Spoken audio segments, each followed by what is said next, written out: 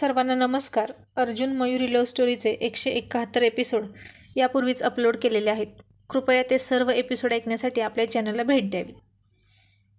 आता Arjun and company अर्जुनरावांना सोडून त्यांच्याच सासरवाडीत त्यांनाच पाठीमागे ठेवून घरात शिरले आणि ऐसपैस रुबाबात सोफ्यावर बसले. त्यांच्या पाठीमागे अर्जुन आत आला आणि म्हणाला, बसलेत कसे भडवे बघितले का? एकदम रुबाबात, स्वतःच्या सासरवाडीत असल्यासारखे. राहुल, भाड्या नीट बस ना, तुला काही मॅनर्स वगैरे आहेत की नाही? असं बसतात का लोकांच्या घरी? आणि राहुल म्हणाला, अर्जुन, माझे मॅनर्स काढू नकोस, तू तुझे मॅनर्स बघ. गधड्या सासरवाडीत किती दिवस राहतात? जावयानं, तुला कळतं की नाही काही? तंबू ठोकून बसलाय, ते निघायचं नावच घेत नाही. आणि ही माझी सुद्धा सासरवाडी आहे, समजलं? आधी तर फार अभिमानाने सांगत होता ना की सासरवाडीला एकही रात्र राहिलो नाही लग्न झाल्यापासून, असा एकमेव जावई मीच आहे. आणि आता सगळं उलटच घडतंय. उलटी गंगा व्हायला लागली असं वाटतंय मला. तुला इथून उचलून न्यायची वेळ आली यार. समस्त जावई जातीला कलंक आहेस तू. आणि इतक्यात मयुरीने सर्वांना चहा पाणी दिलं आणि म्हणाली, राहुल भाऊजी, कोमलला का नाही घेऊन आलात? आई आठवण काढत होती तिची. तो म्हणाला, वहिनी, नेक्स्ट टाईम आणतो. मग सगळी खेळणी घेऊन आत तिने ठेवली आणि पुन्हा सचिन, राहुल आणि चैतन्य फार रुबाबात पायावर पाय टाकून ऐटीत बसले. आणि राहुल म्हणाला, बघितलं ना अर्जुन, मान्य आहे की ही तुझी सासरवाडी आहे, पण जितकी तुझी सासरवाडी आहे तितकीच माझीसुद्धा आहे, कळलं? अर्जुन फार वाईट तोंड करून म्हणाला, हो का? मग अरे तू असा बसून का आहेस? लोळ ना खाली. हो आडवा.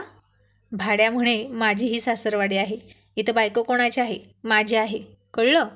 इतक्यात मयुरी पुन्हा आली आणि अर्जुन गप्प बसला आणि मनातल्या मनात पुटपुटला.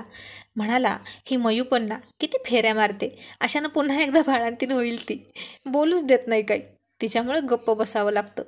मग ती म्हणाली, भाऊजी, जेवणात काय करू सांगा. तसा अर्जुनच म्हणाला, या ढेकणांसाठी जेवण? काही गरज आहे का? कशाला?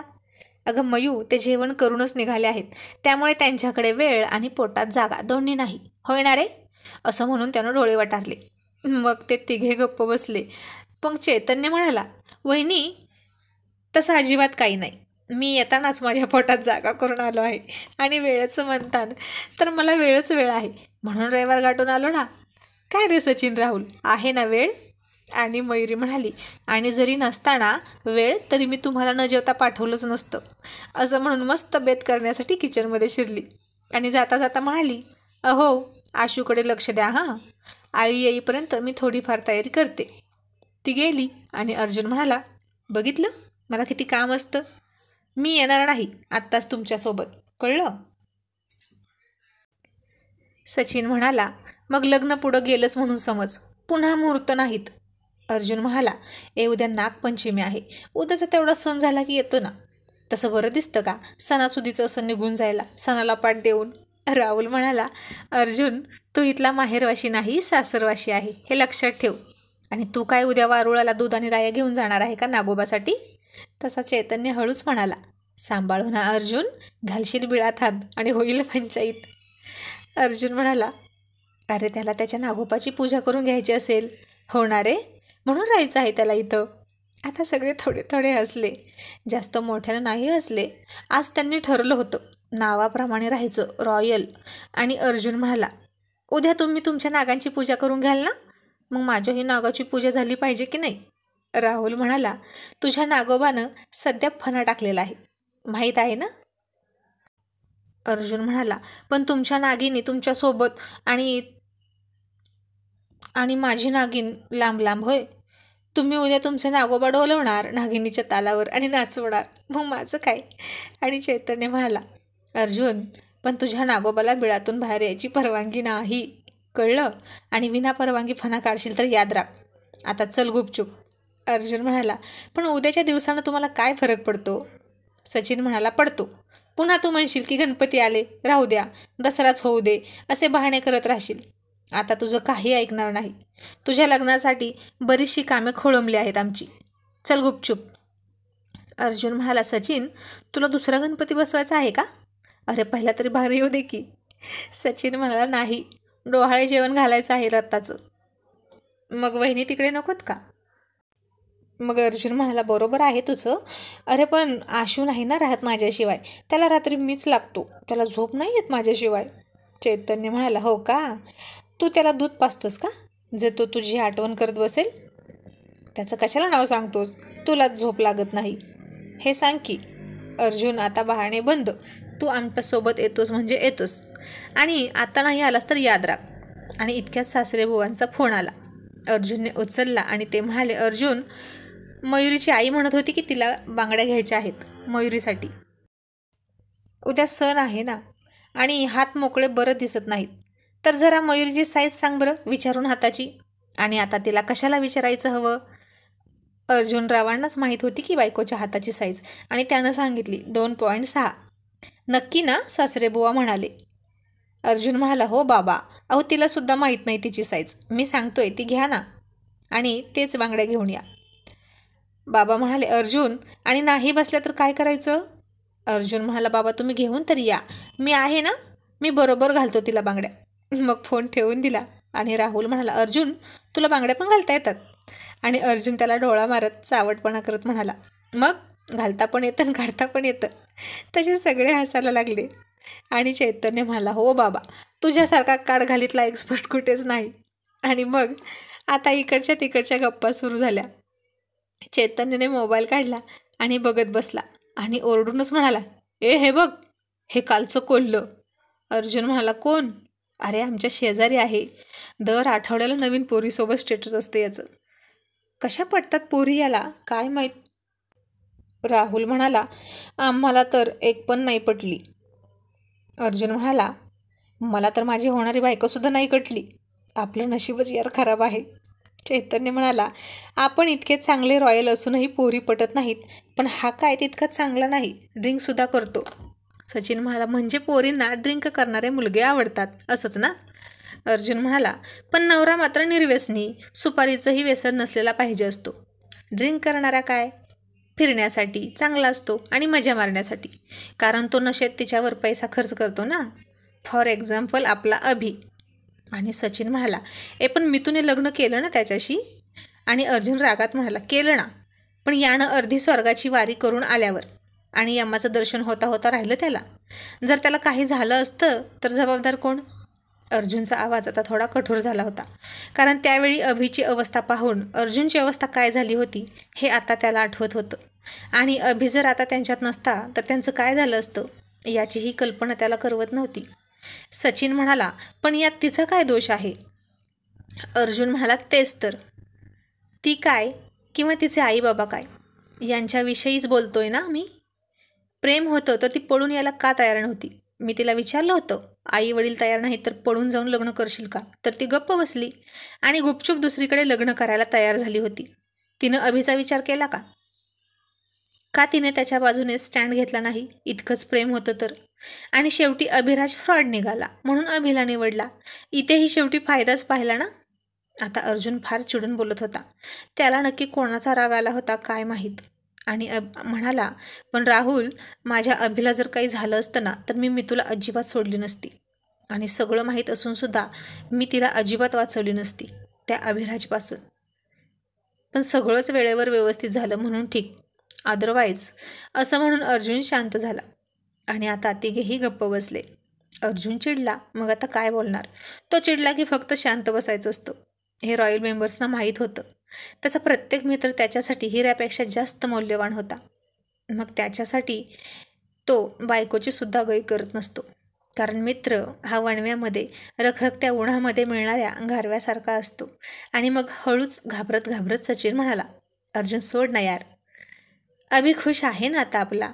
आणि शेवटी काय तर तिनंच परमिशन दिली ना त्याला प्यायची. तसा राहुल काहीतरी आठवून अर्जुनचा मूड चेंज करण्यासाठी म्हणाला, अर्जुन, अभि तेवढा तुझा आणि आम्ही कोण? आम्ही तुझे कोणीच नाही. तो हिरा आहे ना तुझा आणि आम्ही कोण आहे? अर्जुन म्हणाला, कोळसा. तू कोळसा आहेस माझा, काळा काळा. तसं सचिन आणि चैतन्य गालात हसले. आणि अर्जुन म्हणाला, कोमल इतकी गोरी गोरी दुधासारखी आणि हा काळा. रसगुल्ल्या शेजारी गुलाबजाम ठेवल्यासारखं वाटतं फोटोमध्ये. तसे दोघे आणखीन हसले. अर्जुन म्हणाला, माकडा, तुलना करू नकोस. सांगितलं ना एकमेकांची तुलना करायची नाही. मग पुन्हा राहुल म्हणाला, अर्जुन, त्या दिवशीचा मुद्दा अपूर्णच राहिला यार.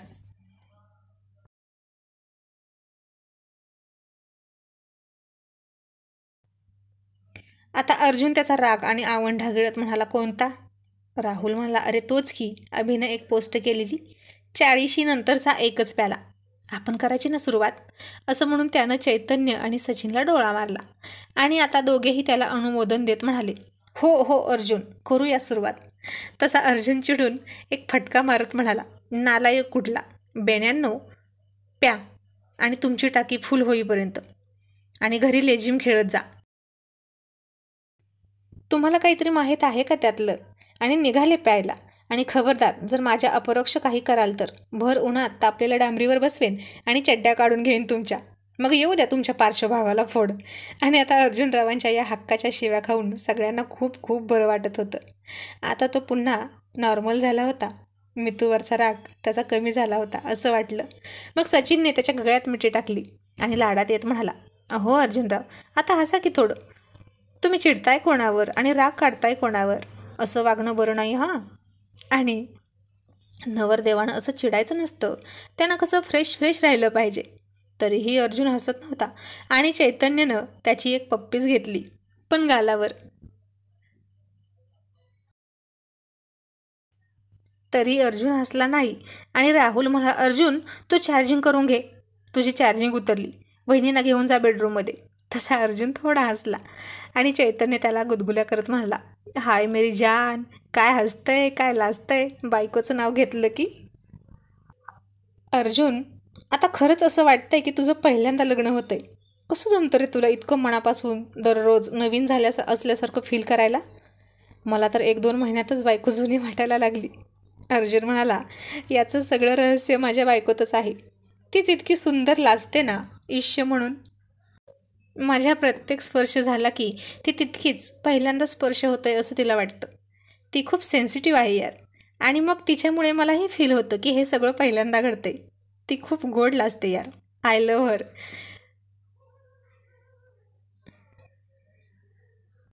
असं अर्जुनराव म्हणाले.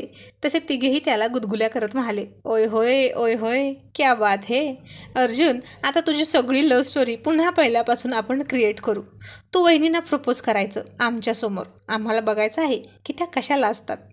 आणि अर्जुन म्हणाला, हे सगळं होईल पण संगीतमध्ये. राहुल म्हणाला, ते नाही अर्जुन, संगीतमध्ये त्या इकडे आपण तिकडे कसं जुळणार? आम्हाला आत्ताच पाहायचं आहे. अर्जुन म्हणाला, ओके, सासू सासरे यायच्या आत बायकोला प्रपोज करतो. पण गुलाब कुठे आहे? तसं चैतन्यने त्याच्या हातात खुळखुळा दिला आणि म्हणाला, आता हे चालेल, कसं आहे, भारी ना? असं म्हणून त्यानं डोळे उडवले आणि सगळे हसायला लागले. आणि अर्जुन म्हणाला, मयू, काय हो, काही हवंय का? हो, तू हवी. अर्जुनराव असं म्हणाले आणि लाजाळूचं झाड लाजायला सुरुवात झाली. आणि आता तिघेही ओठ दाबून त्यांची गंमत पाहत होते. आणि ती म्हणाली, ईश्य, अहो काय हे, तुम्हाला कळतं का? सगळे आहेत ना इथं. आणि तो म्हणाला, बायको, तुझ्या या अहो आणि ईश्यवरून जीव ओवाळून टाकावा वाटतं बघ. तशी ती आणखीन लाजली. जा तिकडे, मी निघाले, असं म्हणून ती पळून जाऊ लागली. त्यानं तिचा हात पकडला आणि गुडघ्यावर बसला आणि तिच्यासमोर खुळखुळा धरून म्हणाला, mu, I love you, will you marry me? आणि ती आणखीन लाजून गोरीमोरी झाली. आणि तिने या सगळ्यांच्या चेहऱ्याकडे पाहिलं तर तिघंही माकडं एकमेकांचे डोळे हाताने झाकून बसले होते आणि मयुरीच्या उत्तराची वाट बघत. कारण चावट अर्जुनराव पुढे काहीतरी चावटपणा करणारच, म्हणून आत्ताच डोळे झाकलेले बरे असं वाटलं त्यांना. खूपच सभ्य होते बरं का सगळे. आणि मयुरीने त्याच्या हातातून खुळखुळा घेतला आणि खूप हसून, तुम्ही पण ना अर्जुनराव, निर्लज्ज कुठले, असं म्हणून त्याच्या डोक्यात खुळखुळा वाजवून निघून गेली. अर्जुन म्हणाला, उघडा डोळे, गेली ती. आणि चैतन्य म्हणाला, आईच्या गावात, हे काय होतं? अर्जुन, काय झालं? का काहीच नाही झालं? अर्जुन तोंड वाकडं करत म्हणाला, पोपट झाला. यार, या मुलींच्या मनातलं काही नाही कळत रे, नुसत्या झुलवत ठेवतात. आता तिने मला होकार दिल्याशिवाय मी काही इथून हलत नसतो. राहुल म्हणाला, झालं, टिंबला पावट्याचं निमित्त, म्हणजे आमचा हेलपाटा वाया गेला. अर्जुन म्हणाला, असं कसं? जेवण करून जा ना, तेवढा फायदा झालाय की. पण राहुल म्हणाला, पण अर्जुन, वहिनी लाजतात बाकी, झकास बरं का. पण चैतन्यने पुन्हा मोबाईल काढला. पुन्हा त्याला तोच मुलगा दुसऱ्या गर्लफ्रेंडसोबत दिसला आणि तो फार त्वेषानं म्हणाला, ह्याच्या आईची, हे बघ, हे बेनं पुन्हा दुसऱ्या पोरीसोबत. आणि राहुल म्हणाला, चैतन्य, आज सारखं सारखं तुझ्या तोंडात तेच नाव येतं रे. मगाशी येताना धुवून आलास ना नीट. तसे सगळे रॉयल बॉयज इतका वेळ धारण केलेला सभ्यपणाचा बुरखा गळून पडला आणि सभ्यपणा सोडून सगळे एकमेकांना टाळ्या देऊन ख्या ख्या करून खूप खूप मोठ्याने हसले. किचनमध्ये मयुरीसुद्धा हसली, तिच्या मंजूळ आवाजात. आणि दारात आलेले आई बाबा हादरले. सासरेबुवा मात्र खुलले आणि सासूबाई शॉक झाल्या.